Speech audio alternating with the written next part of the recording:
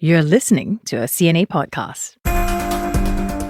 Who we are, where we come from, our families, our roots. It's something we all think about. I'm Canadian. I live in Singapore. My son was born here. My daughter was born there. And seeing family isn't straightforward, but we make it happen. You know, calls, visits, being part of a clan. And it's something many of us cherish, but not something all of us enjoy. Consider South Korea, a place where bloodlines and heritage are rooted in the culture. But it's also a country that's sent about 200,000 children abroad since the 1950s through a controversial adoption system. Some abandoned by their families, others taken away. I'm Teresa Tang. This week we're going on an emotional journey, a search for answers with senior Korea correspondent Lim Yun-suk. Good morning, Yun-suk. Good morning. Gosh, this week's topic was so heavy. It sat heavy on my heart when I heard adults in their 50s longing to find their biological mothers. And it's such a fundamental relationship we often take for granted. What prompted you to look into this topic, first of all? Well, this has been a story that I've really wanted to do for a very long time because I remember seeing news here in Korea, the headlines in the 1980s and 1990s, and they were like world's #1 exporter of babies or Korea exporting babies to the United States. And it was those headlines that got me thinking and wondering why South Korea was just sending so many babies overseas. And in fact, I had one friend who studied in the United States, but every time she came back for the summer holidays, she would go back to the U.S. with Korean babies, and several of them. And then she would go back to the United States and hand them over to the adoption agent waiting for them at the U.S. airport. And she used to tell me that those babies were being adopted in the United States, and the adoption agencies just needed people like her to take the babies to the U.S. to their new homes. And for doing that, apparently the adoption agencies would be covering her flight costs.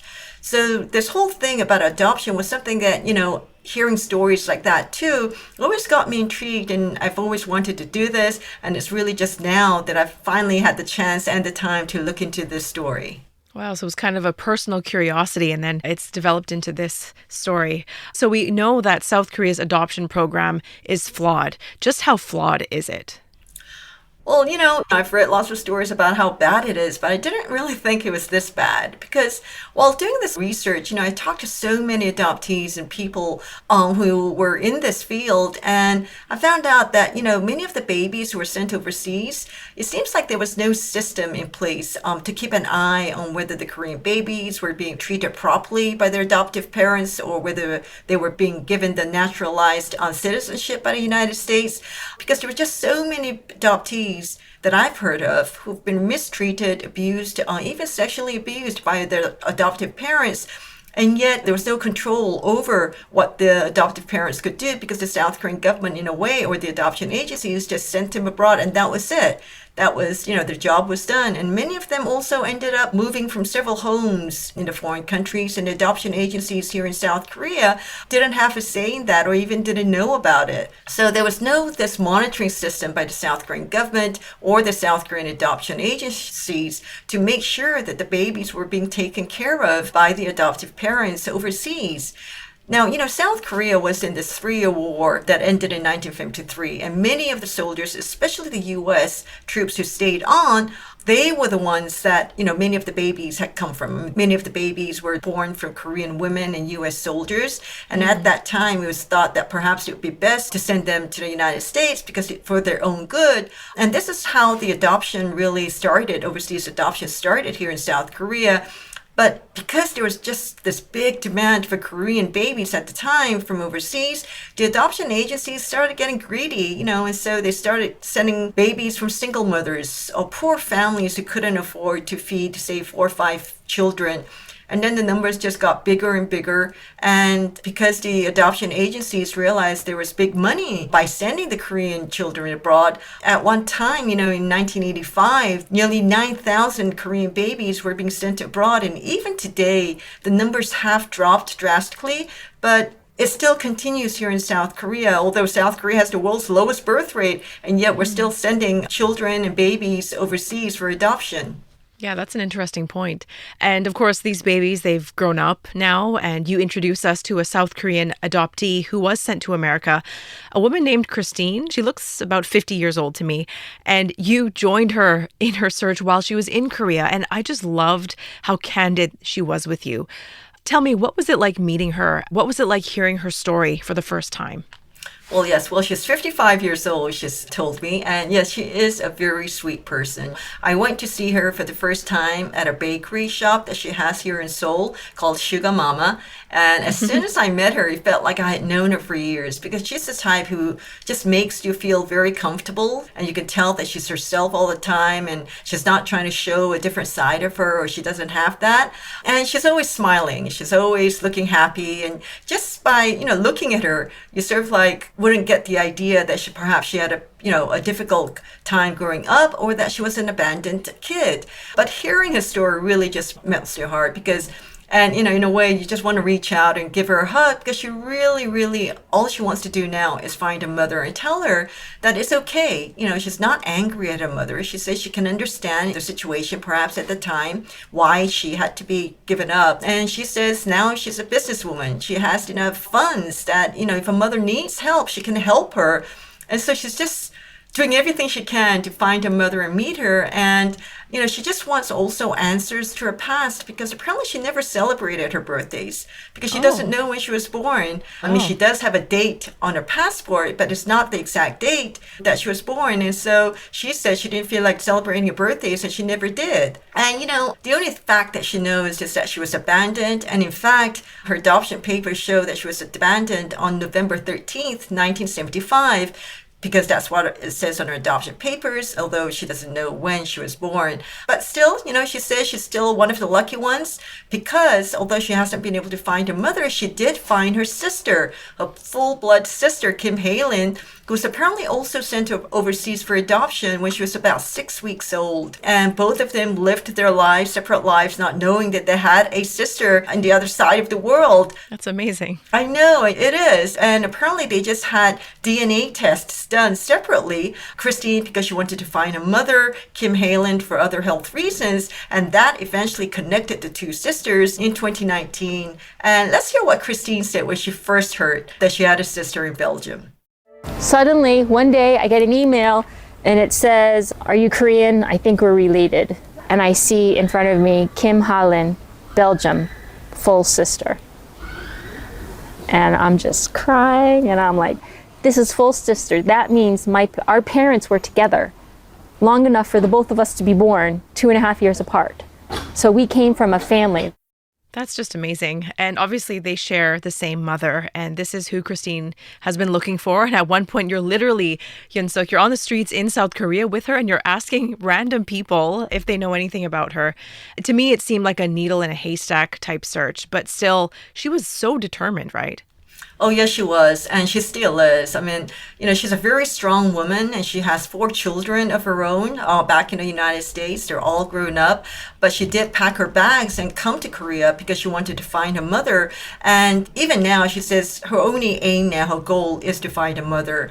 And in her car, you can see stacks of flyers showing pictures of her sister, when they were babies, with all the little information that they have about themselves, like the date and where they were abandoned. So every time that she gets this chance, she's in the southern city of Daegu, around the areas where she was found. And she has those flyers with her, handing them out to mostly elderly people because this was something that happened more than 50 years ago. And she's just hoping that perhaps one of them will remember a family that had 2 daughters or maybe more. And she says, all of a sudden 2 daughters disappear. And so someone around that area would have found it strange. And she's just hoping that one person or people might remember hearing something of a family with 2 daughters not there anymore. And that's why she's searching around that area every time she gets a chance. And so this time, yes, I did travel with her. They're trying to help her, talk to her people, because she grew up in the United States. She doesn't speak Korean very well. And so she is very limited to what she can say and ask those people.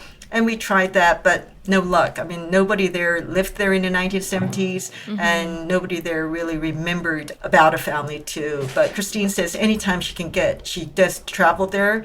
And I think, although she's been there many times, the fact that she's there physically again and brought back a lot of pain for her and sadness too. But she says she was grateful that she could come back here with me to do this search. But, she was walking this one area where she was abandoned. And then all of a sudden she just fell to her knees and she started crying. And this is what she said. I wish she would just come here and say, I found you. I just wish it wasn't so hard. Sometimes I picture like the fact that we probably came here together and I was just playing like in the dirt or something. And then maybe I turn around and like she was just gone. In your report, you found that adoption papers in Korea, they have been falsified. Information such as where a child is found, their birthdays, their names even, all factually incorrect. Some documented as being orphans despite having families. Why is this so prevalent, Yoon-suk? And more importantly to me, is it still happening?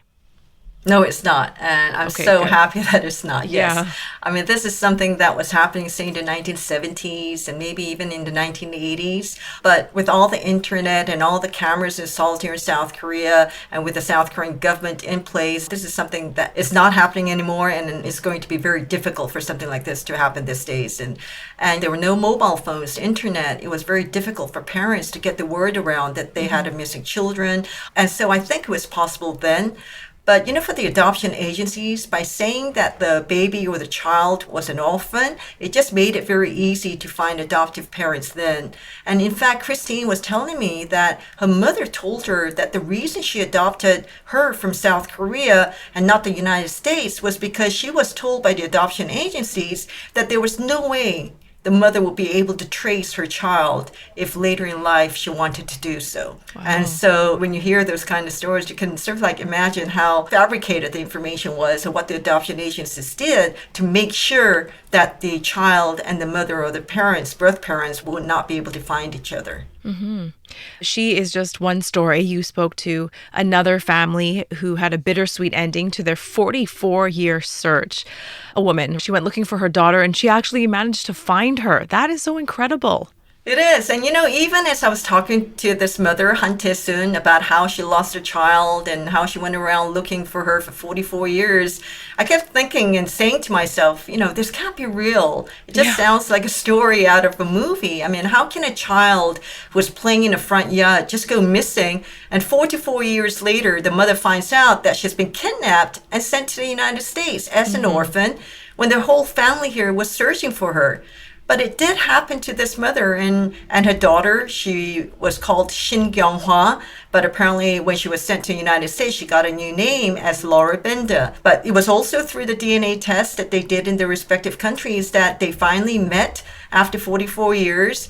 And the daughter was able to tell her mom what actually happened that day because she was about 4 years old then. And the mother was telling me what happened that day on May 1975. She was playing with her friends in front of the house when a woman came up to her and said, "You have a baby sibling now, right? Your mother doesn't need you anymore because of your baby sibling." The woman told her to follow her, so she followed her to the train station. During the train ride, my daughter fell asleep. And that's about 9 months after she went missing. And all that time, her mother, her family members were making daily trips to the police stations, the government offices. They had pictures of her up everywhere. And even on those little snacks that children would eat or people would eat so that someone could come forward and say they've seen the daughter. But they did all that, but no one did. And it was only in 2019, after they met, that she learned of this. And apparently after they met, both of them traveled together to the police station, to the orphanage, and she remembers everything because she was 4 years old.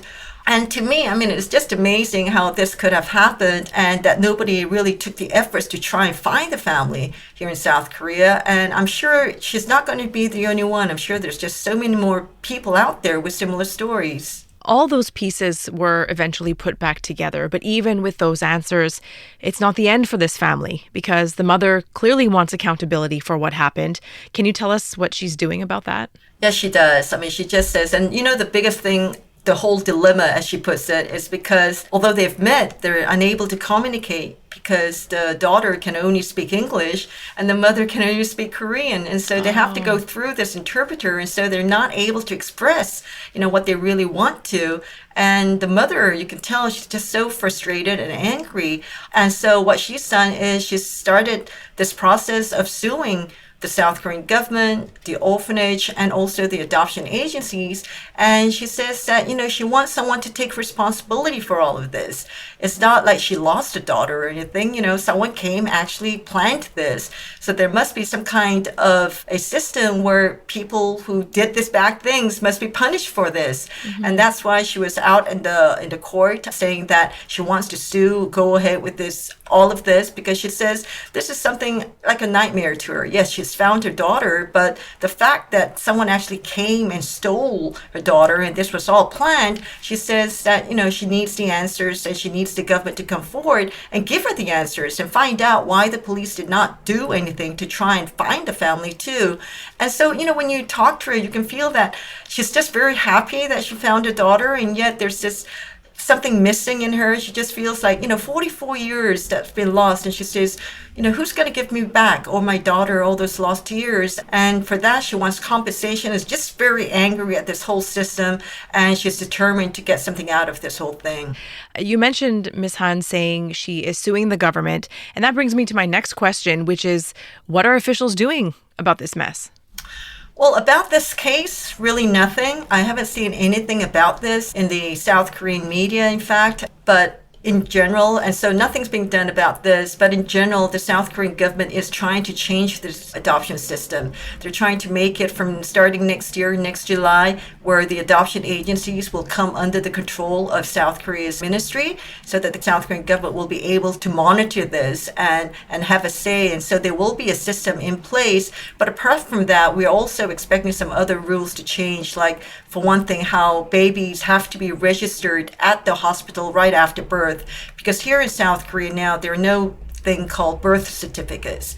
Families usually go back home and do the registration later. So that's one change. And, I'm sure there'll be many others too. But some of the adoption agencies have met that, this could sort of like make it better for the child, because now when someone wants to adopt the baby, there must be a registration, a certificate to be able to adopt the baby. And so that's why in many of the orphanages, you see a lot of babies without those registration certificates, and they're unable to be adopted, especially here in South Korea. What happened to these women happened decades ago, but in recent years, there have been reports of kidnappings of doctors, for instance, who have taken newborns away to put them up for adoption. They claim these babies were sick or they were dead, when clearly they were not.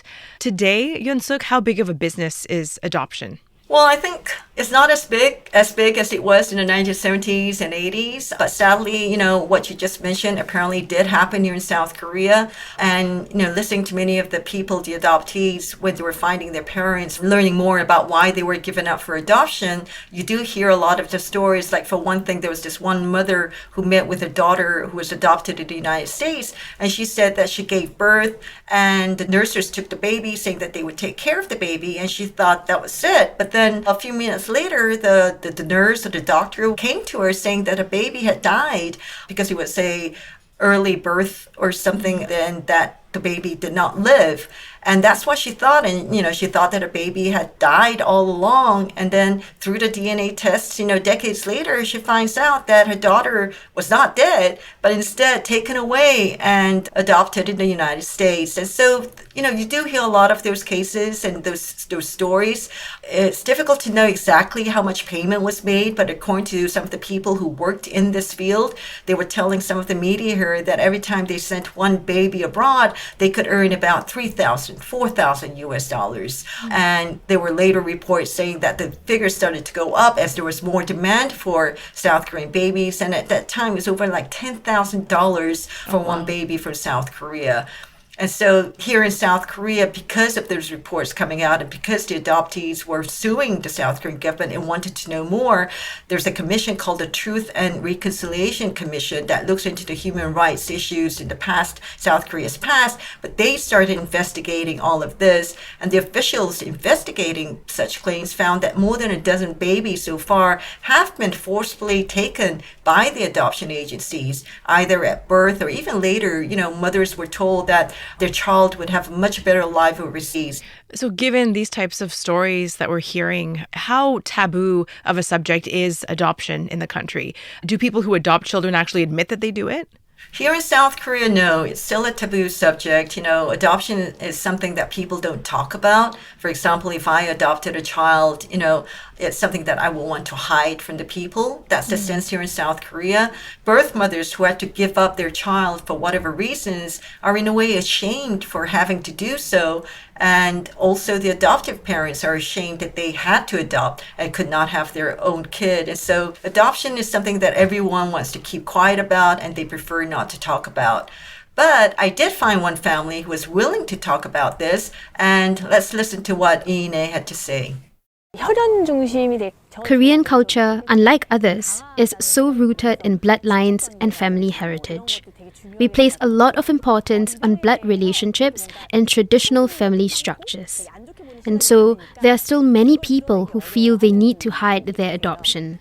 It's often viewed negatively, and so some find it hard to be open about it. You have covered nearly every assignment under the sun, and when I was reading and watching your report, I was thinking, where does a story like this fall for you in terms of personal impact? So was there something in particular about this experience that will stay with you, Yoon-suk?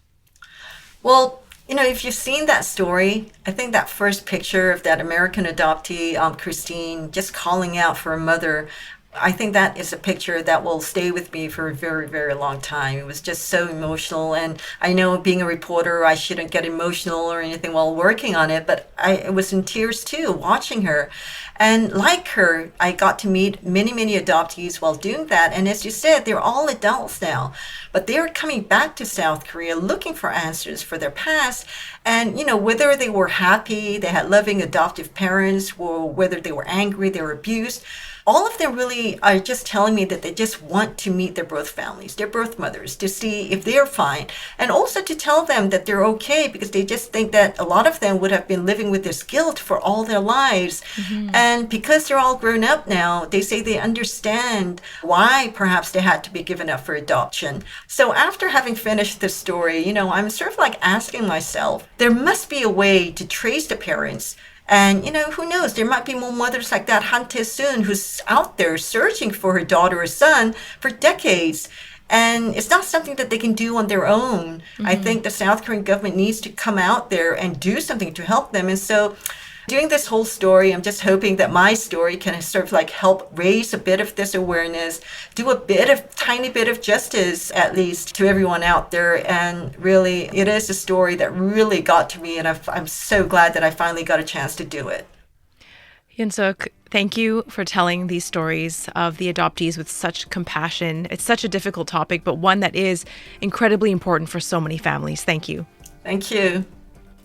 You can watch Yoon-suk's report on YouTube and also on CNA.Asia. And don't forget, there are TV episodes of CNA Correspondent every Wednesday at 9:30 p.m. Singapore, Hong Kong time. Thanks for joining us. The team behind this week's episode is Saya Win, Clara Ong, Crispina Robert, Craig Dale, and myself, Teresa Tang. See you again next week.